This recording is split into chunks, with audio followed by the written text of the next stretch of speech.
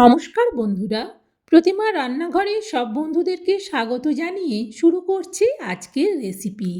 আজকে আমি সুজি দিয়ে হৃদয়হরণ পিঠার রেসিপি তোমাদের সাথে শেয়ার করব। তার জন্যে আমি এখানে কাপ মেপে 1 কাপ সুজি নিলাম।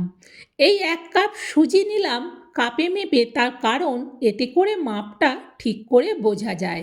কারণ যতটা সুজি নেব ঠিক তার ডবল দুধ কিংবা জল নিতে হবে, সেই জন্যে কাপে মেপে নেওয়া। এবার আমি গ্যাস জেলে কড়া বসিয়ে দিয়ে সুজিটাকে কড়ার মধ্যে দিয়ে দিচ্ছি। খুন্তি দিয়ে এবার উল্টে পাল্টে সুজিটাকে ভাজতে শুরু করব। গ্যাসের ফ্লেমটাকে কিন্তু মিডিয়ামে রাখতে হবে, কোনো মতেই গ্যাসের ফ্লেমটা বাড়ানো যাবে না। প্রায় 2 মিনিটের মতো সুজিটা ভাজার পর এতে দিয়ে দিচ্ছি আমি সাদা তেল। 4 চামচের মাপে 2 চামচের মতো সাদা তেল দিলাম। আবারও সুজিটাকে উল্টে পাল্টে নাড়াতে থাকবো। সুজিতে দিয়ে দিচ্ছি পরিমাণ মতো লবণ। আমি এখানে বিট লবণ দিলাম আর দিচ্ছি অল্প বেকিং সোডা। বেশ ভালো করে খুন্তি দিয়ে উল্টে পাল্টে নাড়ানোর পর দিয়ে দিচ্ছি কাপে মেপে ভর্তি করে 1 কাপ জল আর 1 কাপ দুধ। এবার ভালো করে সুজিটাকে নাড়াতে থাকবো। যেই বাটিতে কিংবা কাপে করে সুজি নেবে তার ডবল দুধ আর জল দিতে হবে। আমি তাই এখানে 1 কাপ দুধ আর 1 কাপ জল দিলাম। কেউ চাইলে শুধু জল দিয়েও কিন্তু বানাতে পারো। বেশ ভালো করে এবার সুজিটাকে নাড়াতে থাকবো যতক্ষণ না সুজিটা কড়ার থেকে ছেড়ে যাচ্ছে। দেখো সুজিটা কিন্তু আগের থেকে উঠে গেছে, কড়াতে আর একটুও লাগছে না। এবার এটা গ্যাস থেকে নামিয়ে নেব। আমি এই থালার মধ্যে তুলে নিলাম সুজিটাকে।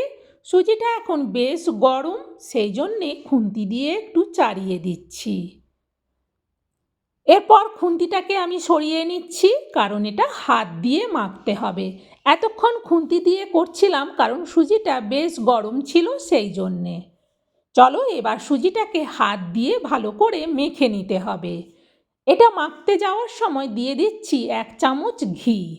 এই ঘিটা কিন্তু এই সুজিতে মাখার সময় দিলে পিঠেটা যখন খাওয়া হবে তখন ভারী সুন্দর কিন্তু একটা সেন্ট হবে।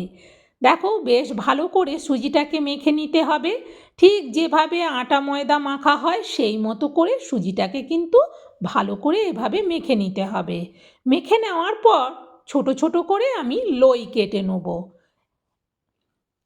ঠিক তোমরা পিঠেটা যেভাবে বড় করতে চাইবে সেইভাবে করবে, তবে আমি বলবো মিডিয়াম সাইজের লই হলেই ভালো হয়। দেখো এবার হাতের সাহায্যে বেশ ভালো করে এটাকে গোল করতে হবে। গোলটা যেন বেশ সুন্দরভাবে হয়। দেখো সবগুলো কিন্তু আমার গোল করা হয়ে গেছে। এবার আমি একটা করে এই লইগুলোকে নেব, আর কিভাবে হৃদয়ের ডিজাইনটা করব সেটা কিন্তু তোমরা দেখো। প্রথমে 2 আঙুল দিয়ে এইভাবে একটু কোণ টাইপের করে দিয়ে তারপর এইভাবে আঙুল দিয়ে চেপে দিলেই কিন্তু সুন্দর হৃদয়ের ডিজাইন হয়ে যায়।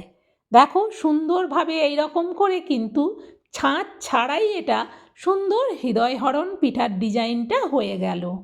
এইরকমভাবে সবগুলোকেই কিন্তু করে নেব। দেখো সবগুলোকে চটপট করে নিচ্ছি। তোমাদেরকে আরও একটা করে আমি দেখাচ্ছি। যদি কারো দেখতে অসুবিধে হয় তাহলে ভিডিওটা আবার একবার রিপিট করে দেখে নিও। দেখো সুন্দরভাবে কিন্তু আবারও একটা হয়ে গেল। সবগুলো কিন্তু একই রকম ডিজাইনের আমি বানিয়ে নিলাম সবের প্রথম। এখনই কিন্তু কাজ শেষ নয়। এইভাবে শেপ দিয়ে নিলাম হৃদয়ের। এবার এটাকে আরও একটু ডিজাইন করে নেব। তার জন্যে এরকম একটা স্টিক নিচ্ছি ছোট। তোমাদের যদি স্টিক না থাকে তাহলে প্লেন চামচ নিয়েও চামচের পেছন দিক দিয়ে এইভাবে সুন্দর করে ডিজাইন করে দিতে হবে। পিঠেটা খেতে যেমন সুন্দর হয়, দেখতেও কিন্তু ভীষণ সুন্দর হয়। বিশেষ করে বাড়ির বাচ্চারা এরকম ডিজাইন দেখলে তারা শুধু চেয়ে চেয়ে খাবে। এরকম পিঠে খেলে না আর বাইরের অন্য কোনো কিচ্ছু খেতে চাইবে না। সুন্দর যেমন এই পিঠেটা দেখতে, খেতেও হয় সুন্দর। সবের প্রথম এইভাবে করে আমি সাইড দিয়ে সবগুলোকে করে নিলাম। দেখো সবগুলো আমার হয়ে গেছে, সুন্দর ডিজাইনটা লাগছে। এবার আমি উপর দিয়ে আবারও এইভাবে একটা ডিজাইন দিচ্ছি, যাতে করে পিঠেটা দেখতে খুব ইউনিক লাগে। সেই জন্যে এইভাবে ডিজাইনটা করে নিলাম। নিমেষের মধ্যে কিন্তু তৈরি হয়ে যায়, একদম বেশি সময় লাগে না। দেখো ঝটপটভাবে আমার সবগুলো হয়ে গেছে। সব পিঠেগুলো বানানো হয়ে গেছে, এবার এগুলোকে ভেজে নেব। তার জন্যে আমি প্যান বসিয়ে দিয়ে প্যানে দিয়ে দিলাম তেল, গ্যাস অন করে দিয়েছি।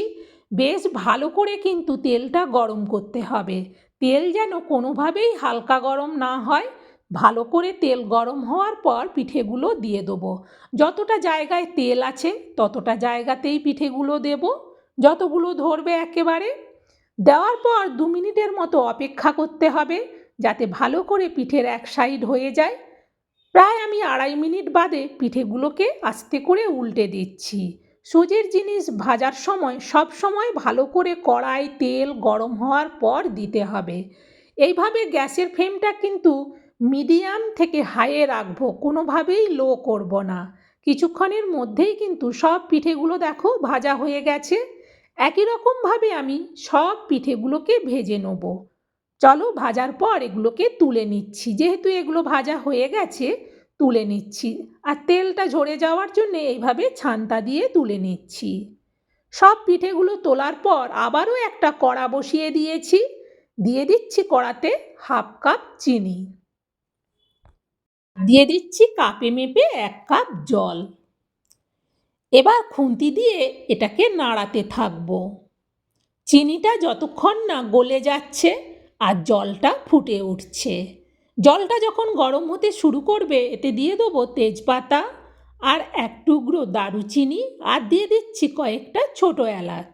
এইগুলো দিলেই কিন্তু সুন্দর সেন্ট হয়ে যাবে, বেশি আর কিচ্ছু দেওয়ার দরকার নেই। দেখো সুন্দরভাবে চিনিটা ফুটে উঠেছে। এবার এটা একটু হাত দিয়ে দেখে নিতে হবে আঠা আঠা ভাব হয়েছে কিনা। আঠা আঠা ভাব হয়ে গেলেই বুঝতে হবে চিনির শিরাটা তৈরি। এবার এতে দিয়ে দেবো পিঠেগুলো। সব পিঠেগুলো অল্প অল্প করে আমি উপর থেকে ভালো করে দিয়ে দিলাম। গ্যাসটা কিন্তু এখনও অফ করিনি। সব পিঠেগুলো দেওয়ার পর এটা ঢেকে দেবো। ঢেকে দেওয়ার পর এটা গ্যাসটা অফ করে দেবো। আর কিন্তু একেবারে ঘড়ি ধরে 10 মিনিট বাদে আমি ঢাকনাটা সরাচ্ছি। দেখো সুন্দরভাবে পিঠেটা পুরো মিষ্টির রসটা টেনে নিয়েছে। এবারে পিঠেগুলোকে আমি একটা প্লেটের মধ্যে তুলে নিচ্ছি।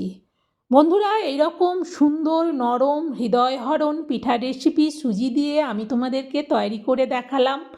অবশ্যই বাড়িতে একদিন বানিও। দুর্দান্ত পিঠা, খেতে এত ভালো লাগে যে একটা দুটোই মন ভরবে না। দেখো ভেতরটা কতটা সুন্দর হয়েছে। বন্ধুরা, এই পিঠা রেসিপিটা আমি যেভাবে দেখালাম তোমাদের কেমন লাগলো সেটা অবশ্যই কমেন্টে জানিও। আর যদি আমার আরও রেসিপি দেখতে চাও, চ্যানেলটাকে সাবস্ক্রাইব করে আমার সাথে থেকো। প্রতিদিন তোমাদেরকে নতুন নতুন রেসিপি আমি শেয়ার করব, আর সেগুলো বাড়িতে বানিয়ে অনায়াসেই খেতে পারবে। আজকের মতো রেসিপি শেষ। তোমরা সবাই ভালো থেকো, সুস্থ থেকো। আমার আরও রেসিপি দেখতে আমার সাথেই থেকো। আজকের মতো তাহলে আমি বিদায় নিচ্ছি, আবার পরের দিন দেখা